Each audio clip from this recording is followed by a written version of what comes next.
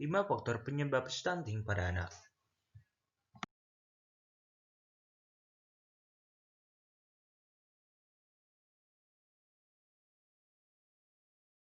Yang pertama, rendahnya berat badan bayi ketika lahir. Berat janin mencerminkan hasil perkembangan dalam kandungan pada kecukupan nutrisinya saat dilahirkan. Bayi dikatakan memiliki berat lahir rendah atau BBLR apabila memiliki berat badan kurang dari 2.500 gram atau 2,5 kg atau di bawah 1,5 kg. Dengan kondisi bayi yang memiliki berat lahir rendah, kemungkinan akan mengalami masalah kesehatan yang memiliki kecenderungan untuk menjadi stunting. Salah satu faktor yang mempengaruhi berat badan rendah pada bayi ialah status gizi buruk pada sang ibu sebelum maupun selama kehamilan. Yang kedua, kurangnya kebersihan lingkungan yang menyebabkan anak terkontaminasi bakteri. Ada kemungkinan besar bahwa ada hubungan antara pertumbuhan linier anak-anak dengan praktik sanitasi rumah tangga. Anak-anak yang terkontaminasi bakteri karena kurangnya kebersihan di lingkungan rumah bisa mengarah ke infeksi usus. Hal ini juga mempengaruhi status gigi mereka.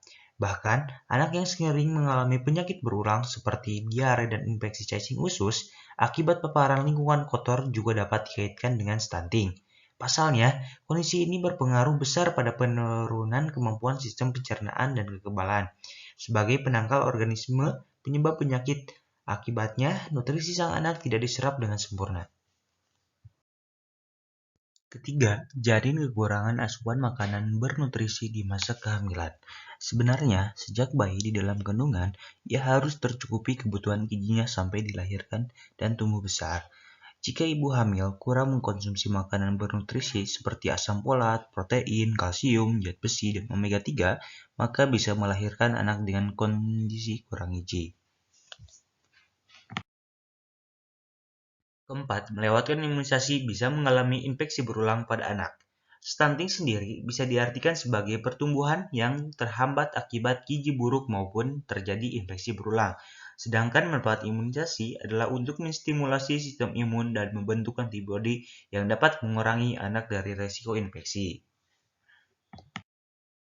5. Tidak mendapatkan ASI eksklusif menyebabkan malnutrisi pada anak. Sedangkan ASI merupakan asupan nutrisi dan sumber protein berkualitas baik yang dapat memenuhi 3/4 kebutuhan protein pada bayi usia 6-12 bulan.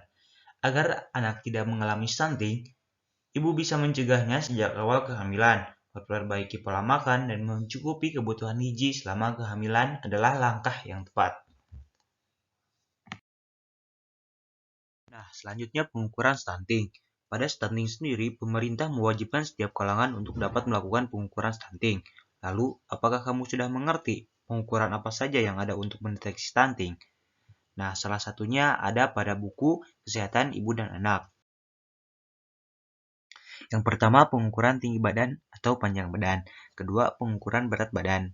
Ketiga, pengukuran lingkar lengan dan badan. Dengan beberapa pengukuran tersebut, diharapkan kita bisa mengerti pertumbuhan badan anak. Hal ini nanti berhubungan erat juga dengan bagaimana indikator gizi untuk anak telah sesuai dengan apa yang dibutuhkan. Misalnya, anak yang memiliki berat badan yang kecil dan tinggi yang pendek, terutama untuk anak usia itu, maka perlu penanganan yang tepat. Karena hal ini dapat disebabkan oleh beberapa faktor yang mungkin salah satunya karena kekurangan gizi kronis.